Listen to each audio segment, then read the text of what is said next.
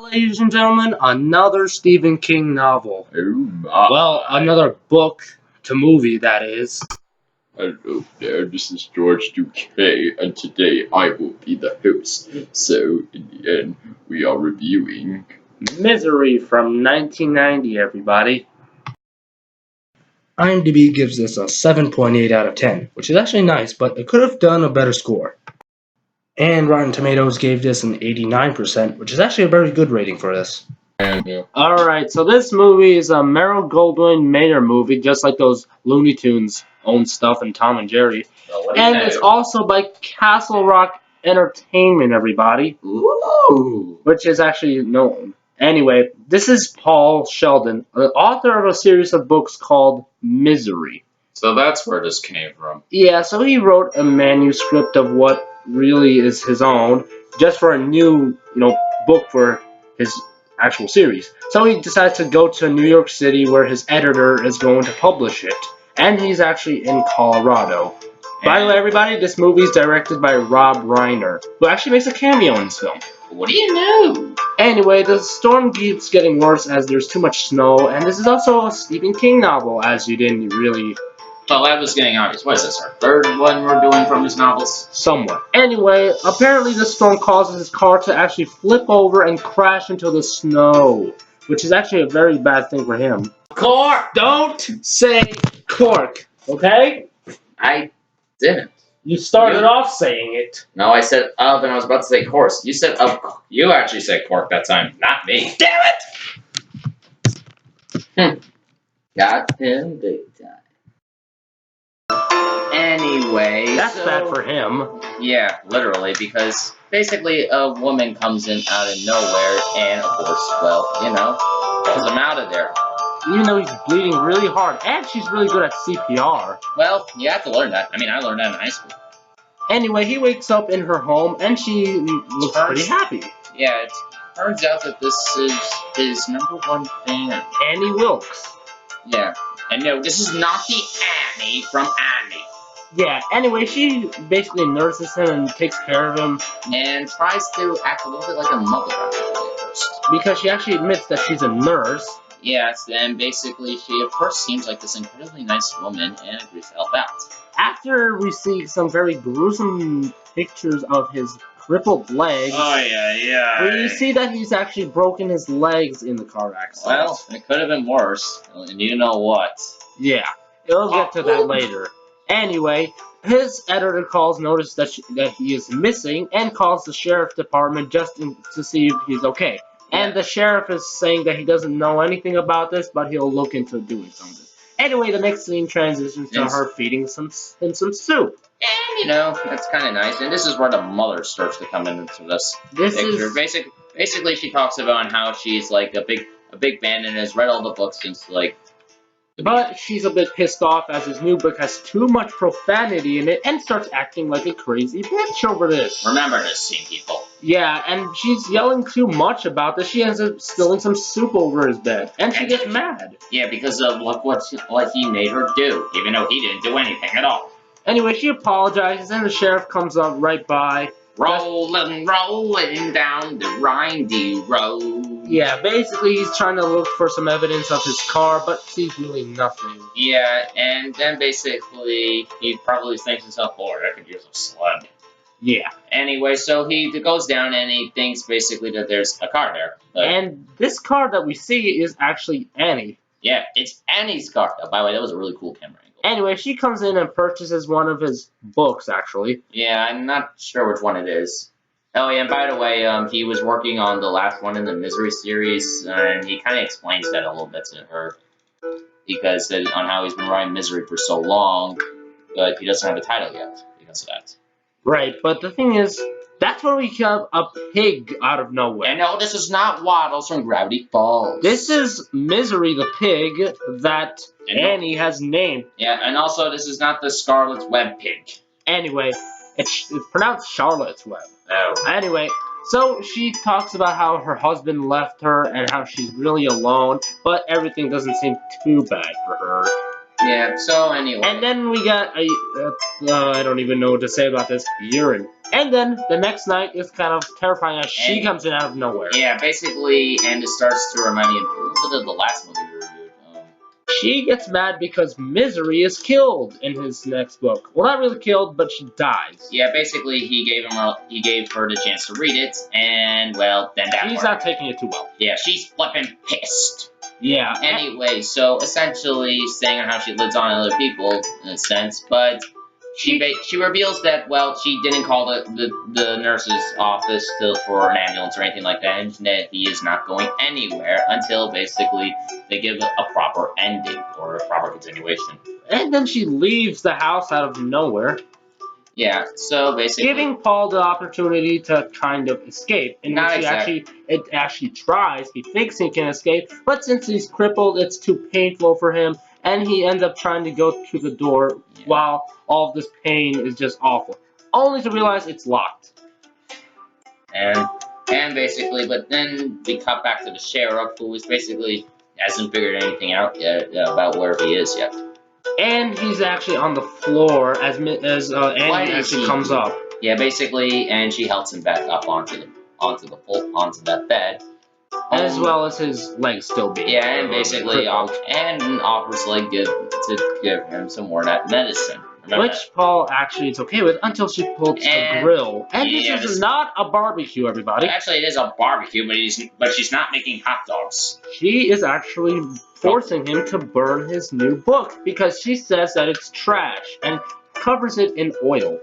Yeah, basically, and he tries to just let him keep it for himself and no one have to know about it. Well, seems like a compromise, but doesn't work. Yeah, he ends up trying to tell her that nothing has to be talked about in this book, but she says that it will not ever leave his mind unless it's burned. But don't you think it will actually do it if he burns? And she actually drenches him with oil just to tempt him into doing it. So, with that little awful expression on his face, he really does not want to do it. He doesn't want to do it, but he's stuck in it. And he ends up lighting it as the fire causes, one of the drapes to actually burn. And he's very actually... Wait! What? You didn't see it? Oh, that's right, everybody. The drapes. Yeah, the drapes were still on fire. Yeah, how in the hell nobody put them out? Classic movie mistake. Mm-hmm. Even though it wasn't featured on IMDb. Or was it? We will never know. Anyway, she puts the fire out with water, as we can see that Paul's very devastated after seeing this. Yeah, you can just tell from his expression alone. Man, this Jason Caan guy, he reminds me a lot. James Caan. He reminds me a lot of Edward Norton. You could just tell with his expressions that he's not messing around. Yeah, but unfortunately, the sheriff with... Oh, that's Rob Reiner. They try to look for him, but don't have any luck. Shame, but they do know the house. Right. And so he keeps telling him to keep moving forward, as she takes the matches and stuff away from him and gives him another pill. Yeah, but this time rather than taking it, he hides it. Under his mattress. I wonder why. Anyway, the following night, he actually tries to put the fork in there, or probably just tries to cut a hole, and she puts him in a wheelchair. At least so that way he can move around, sort of. But she's still actually very pissed off about this, as she bought him an electric shaver for God knows what. Okay. Anyway, she ends up setting up a new studio for him because guess what? She's actually forcing him to write a book her way. Yeah, basically for a better ending. And he says that he can't do it because it's ridiculous, because that's not how authors really write books. Yeah, they gotta really have some time to think. Yeah, and you have to also try to recapture someone else's vision is kind of hard to do. Anyway, he notices a clothespin or whatever pin on the It's like a tie pin or those things you put in your hair, so you get the idea. Anyway, she gives him some paper, and because of that pin, he thinks he can use it. And he gets a typewriter for him, and thinks he's all satisfied. Unfortunately, he cannot, because the paper that he will work on is gonna smudge. Yeah, despite it being the most expensive paper. And that she needs to go out and buy, as he demonstrates how it smudges. Yeah, it's pretty bad. For physical proof, and then she throws a shitty fit again. As that, because she is just crazy in this movie, and she's mad because that she thinks that she's like being used by him, and she ends up going out to buy him paper as she slams it on his crippled legs. Ouch! Anyway, when she leaves, he goes to get that clothespin or whatever pin he finds out, and has some luck and actually ends up trying to grab it. Yeah, and basically it was good for him to do that because now he was able to use it to bust his way out of the room. By using it as a key. When he drops it by accident, he ends up actually... well, basically picking it up and, well, putting it in and... successfully unlocking the door. Ah, success! Yes. Anyway, so when he comes out, he's trying to find an exit as the front door will not really work. But the problem essentially is while he's looking for the back door, as a result of that, well, he notices something else. In this room, he tries to make a phone call for some help, unfortunately finding out that the phone is broken. Wait. Huh? What? That makes no sense for starters, because it's revealed later in the movie that she was wondering how he did it. So how the heck, on getting out of that room, so how the heck did she plan that far ahead to the point of breaking her own phone? That makes no sense. That's a plot hole. Anyway, he drops this penguin, not the penguin, and tries to get out and finds out that he has to go out to the back door as he steals some pills in order to get something, as Annie's actually coming back, and he gets to the kitchen where he's trying to do it, and on the other hand, Annie's driving back with a serious expression on her face. Yeah, basically, well, he's trying to get out, only realizes he can't do it. Because the door's locked again. Also, remember that penguin, they'll come back later. Anyway, she comes back into her driveway when he notices that he has to get the hell back into his room. Yeah, he doesn't have time to try to escape. Anyway, when she actually parks in and gets all the papers for him, as he's actually trying really hard to get back into his room before she comes in. And when she comes in, he successfully comes in as he's really sweating. And when she notices the pills, basically. Yeah, and then she notices that he's acting strangely as he's trying to act and wants his pills really badly. And it's very believable. Yeah, because of the sweat, it's looking like tears a little. Anyway, she takes him back to bed because she wants him to rest and think of some new ideas just for him to, write more. Yeah, and to the point where she even gives him a notepad. Anyway, she helps him back into bed, and he's getting a little tired of what's going on all the time. Here's the notepad. Yeah, just for idea writing. Anyway, once they're looking again, and they notice his sedan in there as it's being lifted and being broadcasted on the news in Colorado. Yeah, but they noticed on how the door is open, so they think he got out. Anyway, the sheriff thinks that he died a different way, or probably still alive in that matter. Yeah, basically thinking that someone helped him out. And anyway, so he uses the pills, basically, from the medicine to try to drunk her later on, but actually does plan to write the story. But he's getting very frustrated as he writes fuck so many times out of nowhere because he's angry about this. Yeah, I would be angry too. Anyway, so he asks her for, like, what was it? More stuff, and she's getting pissed off like always. And she's actually asking him more times of what's going on in the story. And then she tells him that all the bad stuff about what he puts in and says what he's doing is wrong. Yeah, and then basically gets a little bit of backstory to her childhood about some cereal thing. Anyway, then when he improves it, she's more happy about it. Yeah. So happy to the point where she just wants to know what happened, and he says that she has to wait. But then he asks her for dinner. Yeah, basically just using that to her advantage, and she was glad to do it. Anyway, she's really happy because it's an honor for her. And dinner starts. And the clothes look interesting. And basically, the plan is essentially to use that pills with the powder to basically drug her out. And to actually kill her, because too much of medicine can kill you. Anyway, he suggests that she get candles before, and actually puts all the powder into her drink when she's not looking. Very clever. Yeah, that really is. Anyway, so she comes back with a candle, in a sense, where it's basically shown, and then it's knocked over, which just makes you wonder why a fire didn't start, but who knows. And that's just bad luck for him because the drink spilled. Anyway, then we get a montage of him typing the entire thing, which is actually impressive. Yeah. How long? I really like the music on this scene. It's really good. It's very good, interesting piano music. And when he's finished, she asks him more questions about it.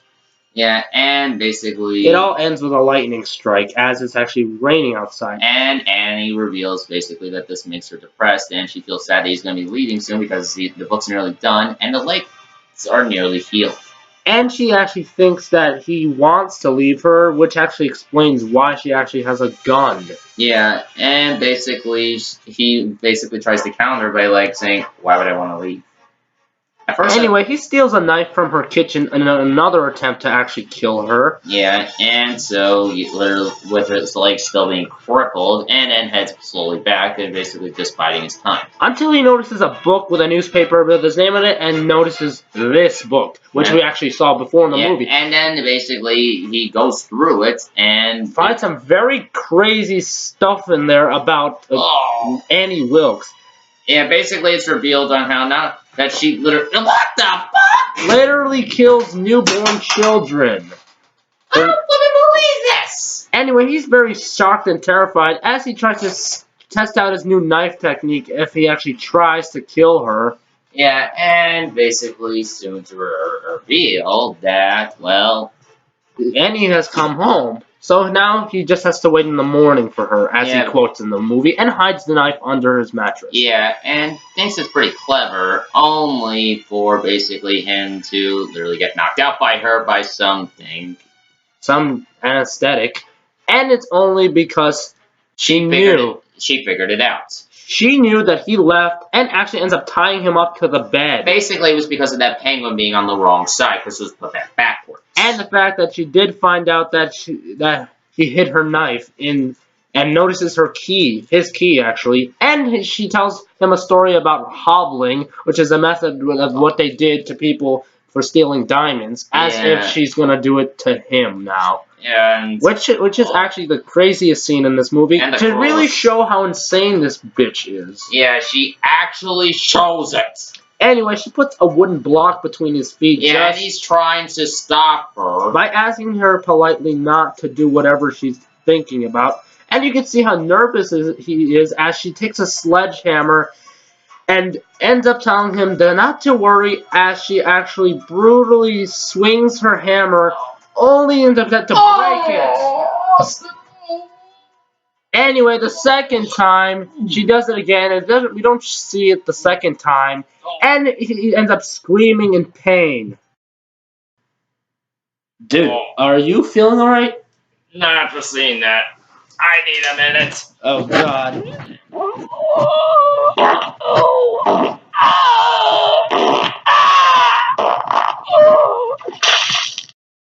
Anyway, the sheriff is actually looking around as he notices Annie, and she's actually spouting some words outside when he actually recognizes her and starts to get skeptical about her and starts to search for something around his desk. Oh, man.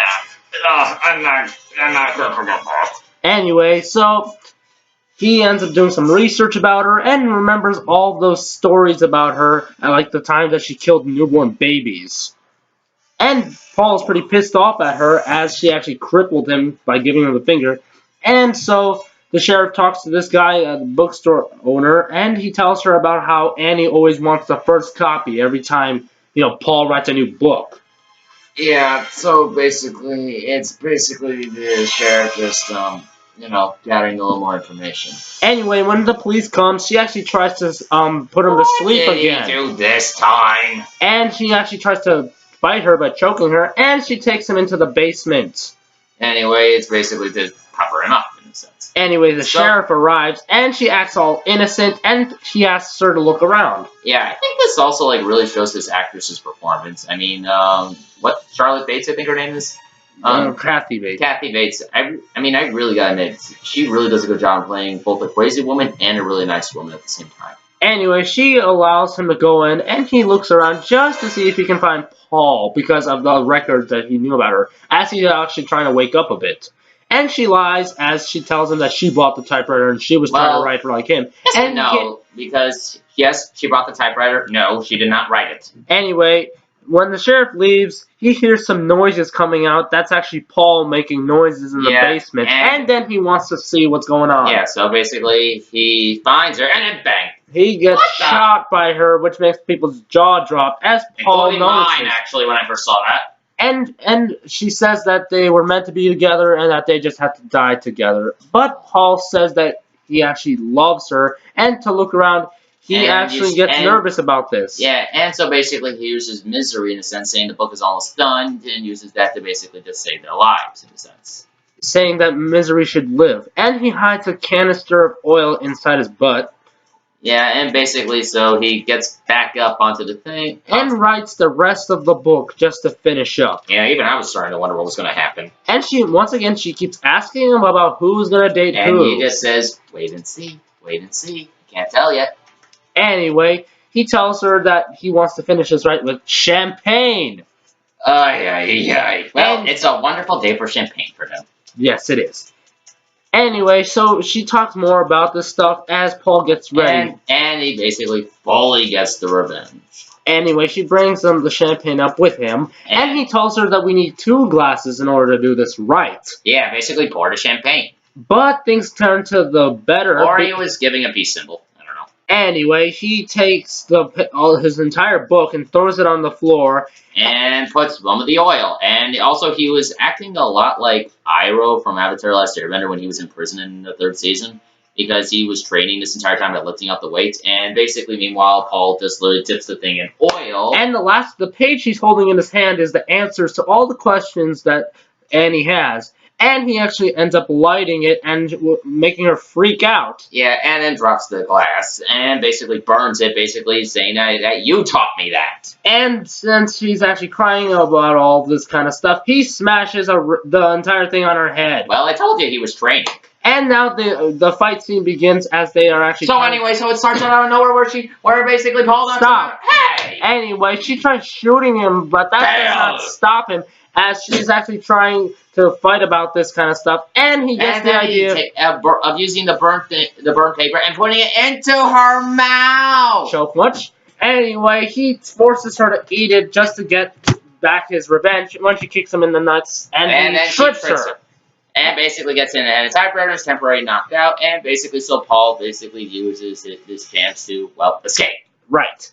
Anyway, he feels relieved of what just happened, and when she comes back... Yeah, well, she was only knocked out that time. And then she bites her hand. Trying to get the pig statue. And then uses that to, well, knock her out in the head. And then, well, she's defeated. She's dead, everybody. Which makes Paul really happy. And probably the audience. Yes. Paul finally kills her, and now he's free from all of this. Anyway, transition to New York City. 18 months later. Where Paul is walking with a cane, where he's just healing a little bit. Yeah, well, after all that would take a while to heal. So basically, Paul reveals that every single now and then, he still sees her. And no, that's not her. Yeah, that's just a figment of his imagination. Even though that he says that he can still see her because he thinks about her while she's holding a knife. Yeah. And it's just revealed that it's just a regular waitress who says it's his #1 fan, which Paul just goes, wow. That's really? ending the movie, everybody.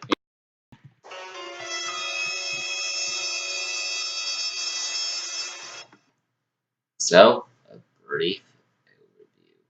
I actually like this movie. What? Oh. Yeah, I honestly do.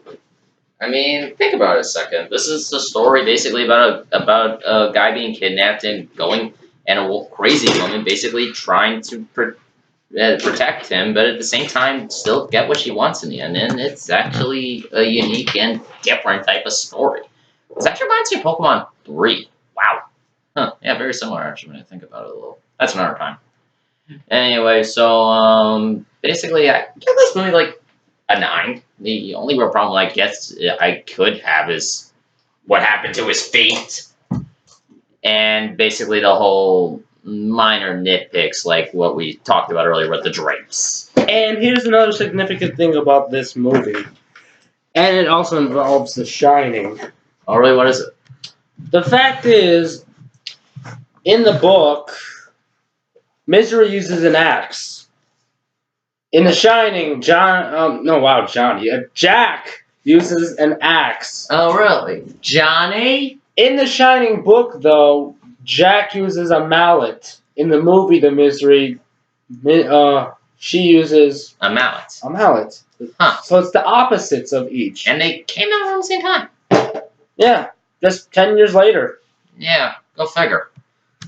Well, Anyway, you got I give this one a 9. Like I said before, even though this has a 7. Yeah, I somewhere in mean, the sevens. God, I really enjoyed this movie overall.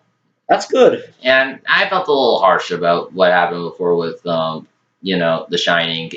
It's a good movie. It's just the thing is, it wasn't for me. I mean, that element I always love the here's Johnny. But overall, if I had to really give it, I guess an 8. That movie. I know I didn't give one before, so that's what you'll get from that one. But as for Misery, it's actually a good movie. It's more of a don't judge a book by its cover type of thing. But overall, it was a really good movie. Oh, that's it for us. Yeah. Anyway, Alex here will talk to you about he really gives his full opinion on this movie, and I'll see you in the next review. See you, bro. Bye.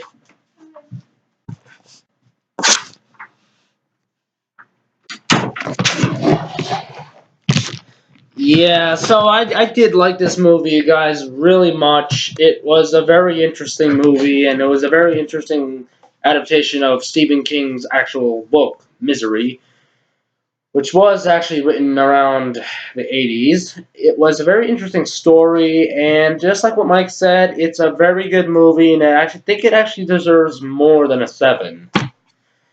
Well, I guess I don't have much to say other than this movie is really, really good.